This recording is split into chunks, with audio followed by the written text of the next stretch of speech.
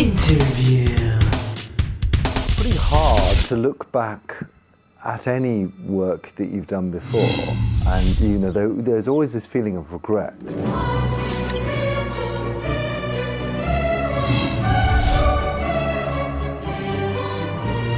You start off with this grand vision, and you know, this time we're going to do it right, and this time we're going to work smart, and we're not going to over-promise and under-deliver and all of those things. And you know, when you're developing a game, and especially when you're developing such a big game as Fable, it's easy to make a lot of mistakes. And I look back at Fable II, and firstly there's this one thing which is, when I learnt it, I just became incredibly sad, was that more than half the people who played Fable II actually used only about half the features of the game.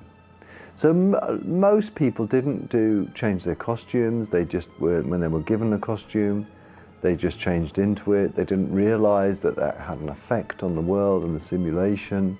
The simulation itself, you know, because we didn't kind of expose it to players, it wasn't, you know, they didn't realize the consequences of going and slaughtering all the people in Oakvale. They didn't realize the consequences of getting married to one person or another person. There was a huge number of these game mechanics that were all there and they're all working, but they were like little cogs in a machine that didn't do anything. And that, you know, that's just poor. That's just rubbish. On top of that, there's another huge portion of the game was the GUI, the 2D GUI. You know, collecting things in role-playing games are very important. It's a really core part of what role-playing games are. But whenever you collected something in Fable 2, it just went into a big list, and that was it. You didn't feel, hey, I've got that stuff. Hey, this stuff is important to me because of this reason or that reason. Hey, I can use this thing with that thing. It was all there just if you were smart enough, or dedicated enough, you would find it. And that sounds poor. And you know, it makes me frustrated, but in one way, but in another way, you know, I realise there's an opportunity to change it if you go on further with the franchise. So that was the bad stuff, quite a lot of bad stuff. The good stuff is I think the breadcrumb trail worked really well. I think it's exactly what we wanted it to be. It was both a corridor for players who want corridors, for players who don't want to feel lost. It was that corridor that allowed them to explore a little bit without the frustration of where the hell am I and what's going on next. I think it really worked well if you hadn't played Fable for a couple of days and you came back and thought, where was I supposed to go? Oh, you just follow the breadcrumb trail. So that worked really well. I think the dog worked really well. I think people just emotionally a lot of people got connected with their dog. You know, a lot of people predicted, I'm not going to want a dog to follow me around, but actually, you know, they liked it. It was an emotional, you know, part of the game, and he was very charming. I think, you know, we could do things better for sure, but you know, that kind of worked well. I think some of the choices in the game were good. Some of the choices in the game were still a little bit on the cheesy side or bad. I think the drama and the story, a lot of the times in the story, we kind of relied on the fact of you being totally immersed and understanding what was going on, and characters. I think some of the cinematics needed, you know, a lot of improving.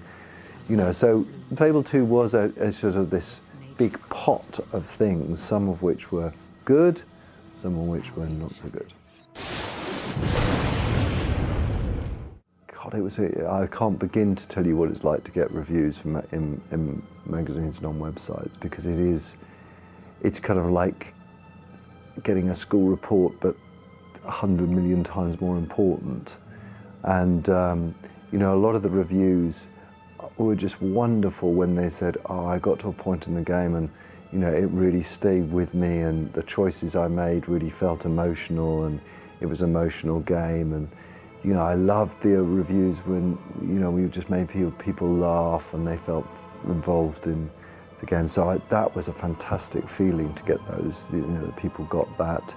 I took on board that some people said that there were some frustrations with things like co-op, you know, being tied together. And you know, you kind of read that review and you think, oh great, yeah, well, when we go forward, we'll definitely fix those things.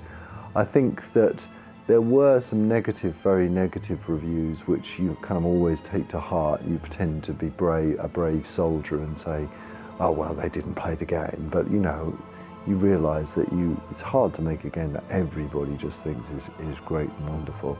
And I would have personally, there's a list of things that I would have marked Fable II down on.